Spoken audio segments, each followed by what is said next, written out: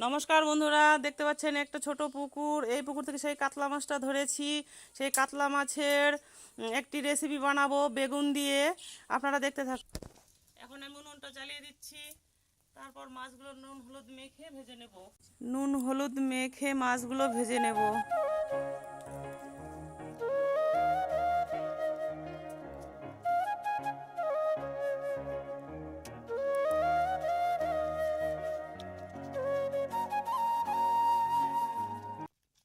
কড়াই গরম হয়ে গেছে, তেল দিয়ে দিচ্ছি। এখন মাছগুলো ভেজে নেব।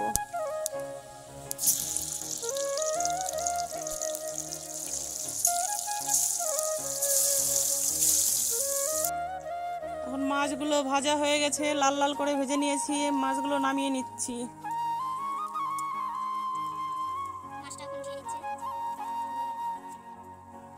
আমি লম্বা লম্বা করে বেগুনগুলো কেটে নিয়েছি। সেই বেগুনগুলো লাল লাল করে ভেজে নিয়ে নামিয়ে নেব।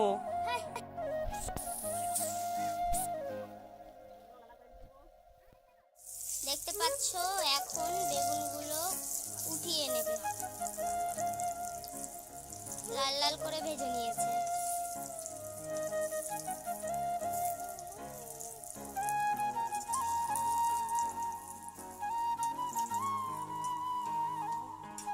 তেজপাতা, শুকনো লঙ্কা দিয়ে ফোড়নটা দিয়ে দিল, জিরে দিয়ে দিল।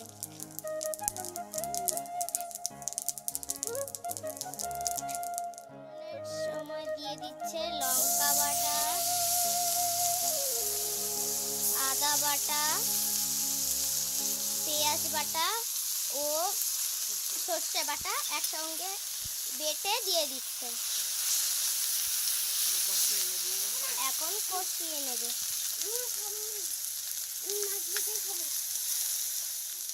এখন দিয়ে দিচ্ছে লবণ পরিমাণ মতো এবং পরিমাণ মতো হলুদ দিয়ে দিচ্ছে।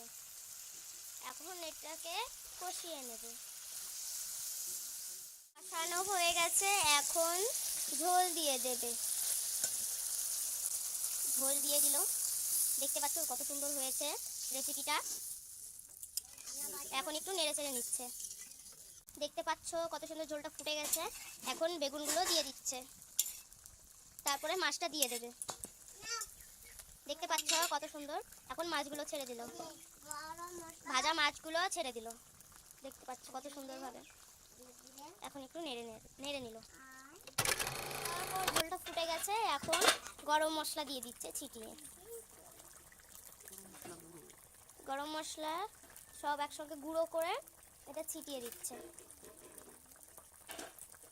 ছিটিয়ে দেওয়ার পর একটু নেড়ে নিল হালকাভাবে। এখন নামিয়ে নেবে। এরপর হচ্ছে টেস্ট করার পালা। এখন খুব সুন্দরভাবে নামিয়ে নিল তরকারিটাকে। কত সুন্দর রেসিপিটা হয়েছে, দেখো কত সুন্দর লাগছে।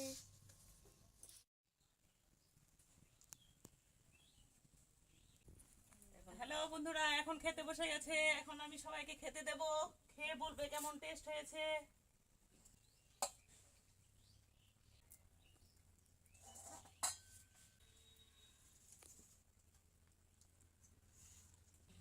বেগুন দিয়ে এইভাবে আপনারা রান্না করে খাবেন, বেগুন দিয়ে কাতলা মাছের ঝোল। আর কমেন্ট করে জানাবেন, লাইক সাবস্ক্রাইব করে বলবেন কেমন হয়েছে। খাওয়া শুরু করলাম তাহলে। ভালো, খুব ভালো।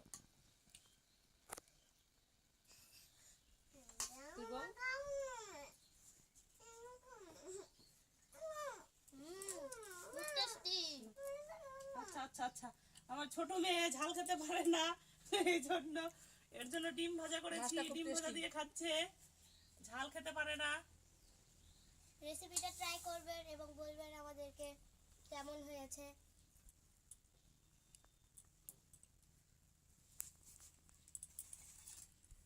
এরপর দেখা হবে পরের রেসিপিতে।